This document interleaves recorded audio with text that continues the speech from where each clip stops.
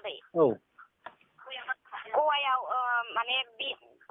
बेंगालराव थांनो होननानै जोंनि गामिनि मानसिफोरजों थांफादोंमोन आरो हा औ ओमफ्राय थांफानानै ओरै जादों आं रेस्टुरेन्टाव खामानि मावहैनोसै गवानि माबा बेंगालरनिफ्राय माने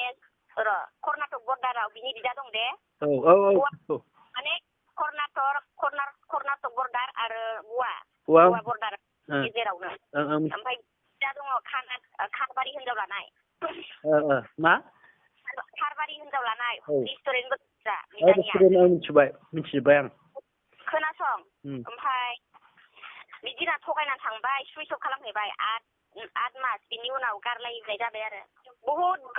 आरो बेंगालराव मा खालामहैदों बे हिनजाव बुरि गथ' साब्रैनि बिमाखौ लाहैबावदों बिनिबो 3 फैसा जादों बे सन्जया आंनि हौवाया जोंनि न'आवनो हाबा होनायसोमोन दे बाथौआव आंजोंनो 7 बोसोर थानाय आंनि प्रुफ नांगौबा आंनि न'खरनि आरो आंनि गामिनि गासैबो नोंनो खोन्थाहरगोन आरो नै आंनि आब' गुमै आंजोंनो दं दा आं गोदाव सोराव दं आरो दायो आदसा थिगानो बिसोरखौ आं लाबोथारनो नागिरदों ओमफ्राय खिन्थु मबाइल नाम्बारा बे नोंनिबा ओं बेनो आदसा दिनै इउटुबाव नायनानै मोनदों आंथ' सन्जयखौ सिनायबाय आंबो मोनो इसोरासो होयोना ओमफ्राय बेना मेगनाबो थाइसे गैया दे थाइसे सानख्ला मिथिगौ खोनासं आदै बिनि मेगना थाइसे लगायनायसो मिथिबाय मानो होनोब्ला होजोंनो बिबाजैया बिनि मेगनखौ नायनाय जाबाय आरो थाइसे बिलकुल नुखाया माने सेल नुयो ओमफ्राय बिनि न'आ खैराबारियाव दे आं बिनि न'आव थांलाय फैलाय थांबाय थानायसो मा गामि ओमफ्राय दुलाबारि बिनि बिमा बिफानि नामखौ मिथिगौ बिनि बिमानि नाम बिफानि नामा खगेन बिमानि नामखौ आं बावबाय ओमफ्राय बिदा सानै दं बिदा सासेना बला होनो बला उन्दैया कर्नाटकआव थायो कर्नाटक हिनजाव लादोंना माबा कर्नाटकनि माबा खारबारि हिनजाव लादों माने खारबार जाति डेन्जार गाज्रि बे हिनजावा सोरो बे हिनजावा बिराद खुगा दं सोर हिनजाव हजोंना आंजों फन रायज्लायहरबा बिसोरो आंनि हिनजावजों रायज्लायहोआना बेजोंनो दोनदों बिराद गाज्रिखा बिनि हौवायाबो बेयाव फैनो मोना हिनजाव लायो खारबारि हिनजाव माने बिसोर रेस्टुरेन्ट दङलै बेनो आं जेनेबा सन्जय आंनि हौवाखौ बिदा बिबाजैयानो बोखाथारदों माने आंखौ होआ होननानै बिदा बिबाजैजों होजों ज' दङ होमबालाय बिसोरो ओमफ्राय फिसाजोखौ नों नोंनि फिसाजो सिख्लासोना ओमफ्राय आंथ' बे सन्जय होननाया बेजों आं 7 बोसोर आरो सन्जय ना सन्जु बिनि नामा सन्जय ना सन्जु बिनि नामा सन्जय बर' सन्जय बेखौनो सन्जु लालायबाय आरो बे नामखौ नामा सन्जयसो बिनि सार्टिफिकेट आं मिथिजोबगौ आंनावसो माने ओरैनो सन्जु होनो माने बियो फेसबुकाव सन्जु लिरो सन्जय थाइबा भुटानसो लुबैथारदों आं जागोन र' आदसा नोंल' थारमाने बिसोरखौ फैनो नागिरदों ओमफ्राय बिनि उनाव नोंखौ लिंहरगोन आं आरो खोनासं आंखौ गारलायैनि सिगांनो बियो आंखौ माने गारखांनायनि सिगां आंखौ नागिरना फैफिनदोंमोन आं बेखौ बुयै होखारहरदों नों बायदि हुवाखौ आं नांला होननानै मिथिबायना आंनि न'आव फैदों आंखौ आं नोंखौ नांफिनगौ होननानै मानो होनोब्ला मानो आंखौ गारना थांनानै आरो बेंगालरनि सासे बुरि हिनजाव लाहैबावबाय आं नों बायदि हौवाखौ मानो नांबावगौ होननानै आं बुयै होखारहरदों लखरा सासे इन्दि बेखौ बुनो नागिरदोंमोन आं खिन्थु आं बेखौ बासायहोबाय जोंनि गामियाव इन्दि बे सेंग्रा दंमोन ना अमित होननाय ओमफ्राय जि हरावनो जि आमाइमोनाव खारलांदों आरो आमाइमोनाथ' मिथियालै नोंनिसो गोरोन्थि जोंहानि फागिनखौ लानानै नोंसो गोदाव सोराव खालामदों होनना बुंखाबाय हिनजावनो थगायना लांजायो मा बिंग्रि मानो थांनांगौ फानजागोन बिबाजैया खाथ्राथार फानो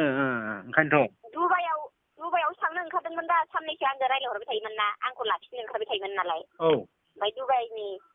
दुबाइयाव थांबाथाय 5 बोसोर नङाबा फैलालै जारलायोमोन होमबालाय मानो दुबाइयाव थांनो फै गुवाहाटियावनो नों रेस्टुरेन्टनि खामानिखौ रोंजोबखाबाय बेयावनो मावनानै आंजों थाफैदो आंबो नोंजों मोजां थाफिननोसै दे आवगोल जि जाबाय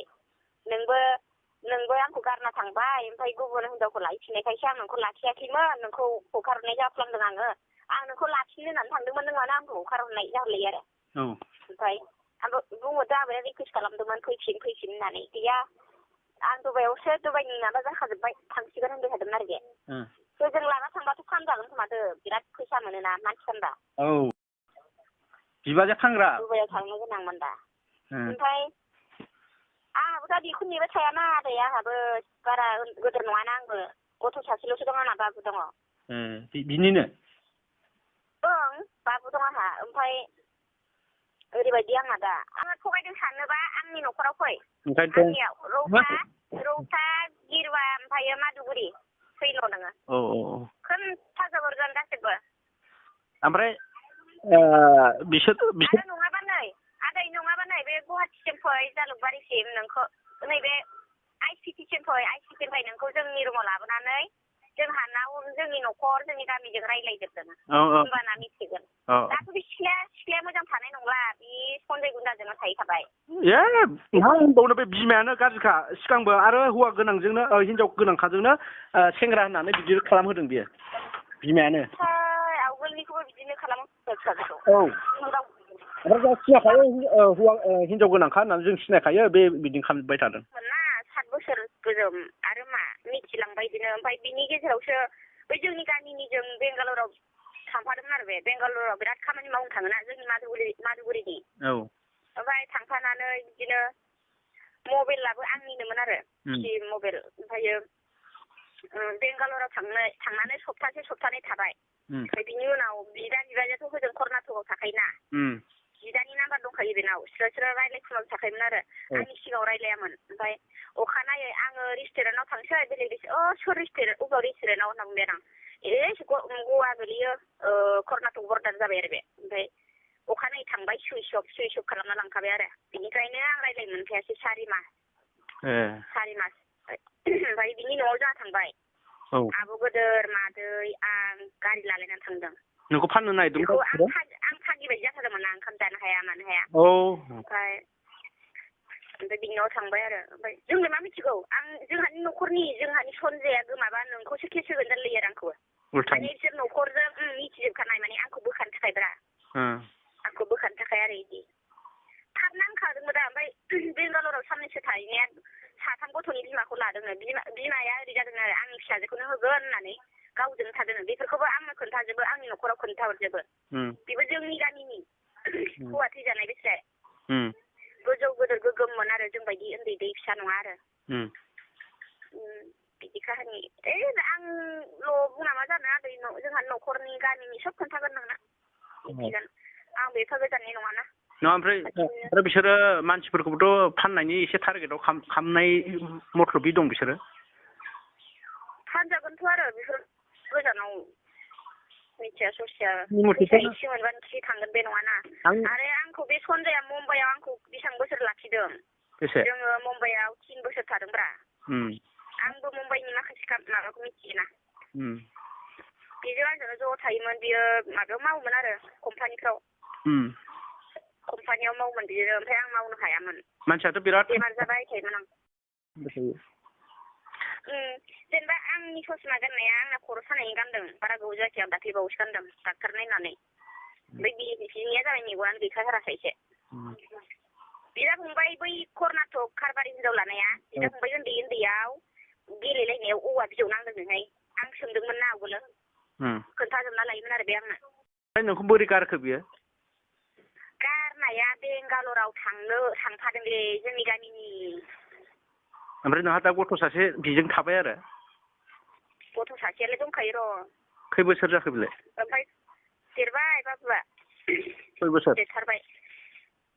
क्लास 8आव फरायो दायो फंबायसो होनजोबो आंनि फंबायसो होनजोबो जेबो नङा दे नोंसोर दा